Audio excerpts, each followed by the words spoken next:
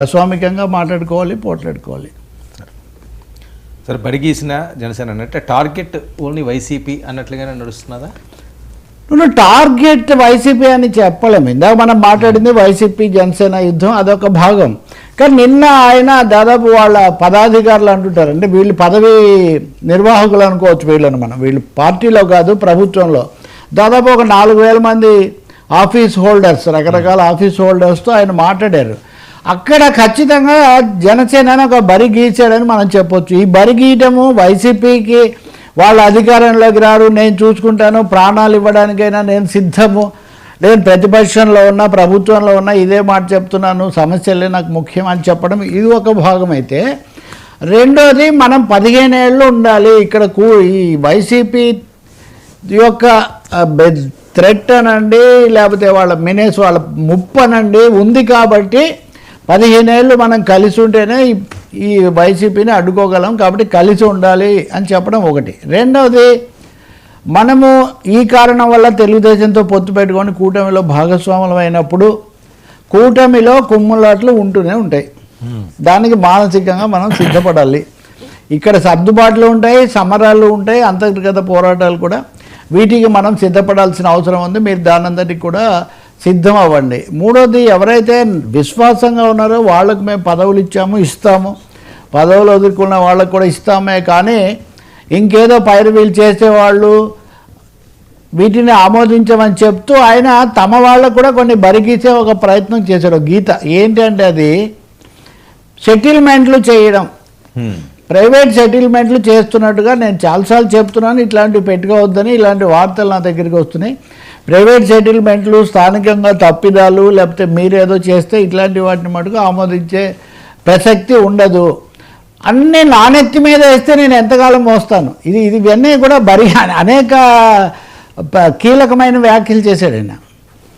సరే, పవన్ కళ్యాణ్ మాటలను సీరియస్గా తీసుకోవడం ఎందుకని వైసీపీ వాళ్ళు అంటుంటారు, ఉప ముఖ్యమంత్రి 21 స్థానాలు ఉన్నది, సవాల్ చేసి గెలిచింది ఆయనే కదా, తప్పకుండా ఆయన మాటలు ఎందుకు తీసుకోము, ఎవరైనా తీసుకుంటారు. 150 స్థానాలు ఉన్నప్పుడు జగన్ను తీసుకోవద్దని వీళ్ళు అంటే ఎవరింటారు, ఉన్నాడు ఆయనకు. సో ఆయన ఒకటేదో పార్టీలో పరిస్థితి పట్ల పవన్ కళ్యాణ్ కూడా అంత సంతృప్తిగా లేరు అని చంద్రబాబు నాయుడు కేబినెట్ సమావేశంలో అసంతృప్తి వెలిబుచ్చారు, మంత్రులకు ర్యాంకులు ఇచ్చారు, ఇట్లాంటివి మనం వింటూ వచ్చాం కదా. ఇక్కడ పవన్ కళ్యాణ్ కూడా స్పష్టంగా మీరు స్థానికంగా చేయాల్సిన చిన్న చిన్న పనులు కూడా మీరు చేయకుండా అన్నిటికీ నా కేసు చూస్తుంటే నేను ఎంతకాలం ఈ భారం మోయగలుగుతాను. ఇన్ని రోజులు ఒక మాట అనేవాళ్ళు కదా, ఈ పార్టీని ఇలా నిలబెట్టడానికి చాలా పెనుగులాడాను, చాలా కష్టపడి నిలబెట్టాను. మీరేదో కాంగ్రెస్ లాగా వైఎస్ఆర్ పార్టీ లాగా మన పార్టీ అలా పెరిగిపోతుందని మీరు అనుకోకండి. చాలా జాగ్రత్తలు తీసుకుంటే, చాలా పనిచేస్తే, చాలా కష్టపడితే ఈ పార్టీ నిలబడుతుంది. దీన్ని ఇలా కేవలం అన్నీ నానెత్తినేస్తున్నారు. అంటే అంతర్గత పరిస్థితి పట్ల ఆయనకు సంతృప్తి లేదు. ఒకటి, మీరు పైరవీలు సెటిల్మెంట్లు చేయొద్దనేది ఒకటైతే, రెండవది పదవుల కోసం చూస్తూ ఉండడం సరికాదనేది ఒకటైతే, మూడోది మీ పరిధిలో విషయాలు కూడా మీరు పరిష్కరించకుండా ప్రతిదీ నా దగ్గరికి పంపిస్తున్నారంటే బహుశా ఆయన మీద ఒత్తిడి, అంతర్గత ఒత్తిడి కూడా చాలా ఎక్కువగా ఉండాలి. దానికి తగినట్టే అంతకుముందు కందులు దుర్గేష్ కూడా మాట్లాడారు, ఆయన విడిగాను మాట్లాడారు, అక్కడ కూడా మాట్లాడారు. నాగబాబు కూడా నిన్న హాజరయ్యారు. అంటే జనసేనలో ఒక పునరేకీకరణ, కొంచెం అంతా మళ్ళీ ఒకసారి చేర్చి కొంచెం జనసేన గాడిలో పెట్టే ఒక ప్రయత్నం, వాణి వినిపించే ఒక ప్రయత్నం ఆయన చేసినట్టుగా కనిపిస్తుంది. తెలుగుదేశానికి కూడా ఒక మాట అన్నాడు, స్థానిక ఎన్నికలు అన్నాక తప్పకుండా సంఘర్షణలు జరుగుతాయి, సమస్యలు వస్తాయి, అంటే మీరు సిద్ధం కావాలి, స్థానిక సమరానికి సిద్ధం కావాలి. అప్పుడు ఒక విధంగా కోవిడ్ ఉంది, అయినా కానీ జనసేన నిలబడి పోటీ చేసింది. తెలుగుదేశం పార్టీ ఒక దశ తర్వాత స్థానిక ఎన్నికల నుంచి తప్పుకుంది, కానీ నిజానికి జనసేన పవన్ కళ్యాణ్ ప్రభావం ఎంతో కొంత ఉంది అని చెప్పింది అప్పుడు స్థానిక ఎన్నికలే. సో ఇప్పుడు కూడా స్థానిక ఎన్నికలను తెలుగుదేశం కంటే కూడా జనసేన సీరియస్గా తీసుకుంటున్నట్టుగా కనిపిస్తుంది. స్థానికంగా తీసుకొని 2-3 ఎన్నికల్లో బలం పెంచుకుంటే అప్పుడు మన మాట చెల్లుతుంది. సో మన పార్టీ ఎప్పుడూ ఇంతవరకు తగ్గి ఉండాలని నేను అనుకోవట్లేదు, ఎప్పుడూ తగ్గి ఉండం, కానీ మనం పెరిగే వరకు మనం ఉండాలి. సో ఇదంతా గీతోపదేశం లాంటిదే, ఇంక ఇందులో రెండో విషయం ఏం లేదు. చాలా సూటిగానే ఆయన ఇవన్నీ మనం చేయాలి, దీనికి సిద్ధంగా ఉండాలి అని చెప్తూ ఉన్నారు.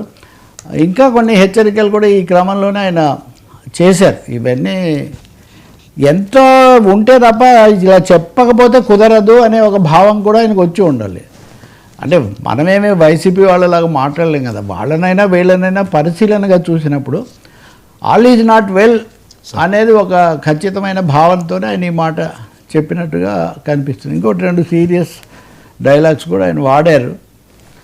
ఆ రెస్పాన్స్ కూడా కొన్నిసార్లు చాలా ఎక్కువగా వచ్చింది. వాళ్ళేమో చాలా జాగ్రత్తగా వాళ్ళ బాడీ లాంగ్వేజ్ అది గమనిస్తే బాస్ ఈ సీరియస్ అనే ఒక మెసేజ్ ఇవ్వడానికి గట్టి ప్రయత్నం చేసినట్టు కనిపిస్తుంది. సార్ అమరావతికి వరద ముప్పు, రైల్వే పేచీలు. అమరావతికి వరద ముప్పు తప్పించడం కోసం 6 రిజర్వాయర్లు కట్టాలని సిఆర్డిఏలో నిన్న చంద్రబాబు నాయుడు గారు కూడా వెళ్ళారు. అక్కడ నిర్ణయం చేశారు, మంచిదే. కానీ దీనిలో ఒక సంకేతం కూడా ఉంది. ఇప్పుడు నీటి సమస్య పెద్దగా లేదు, ముప్పు లేదు, ఎంత వర్షాలు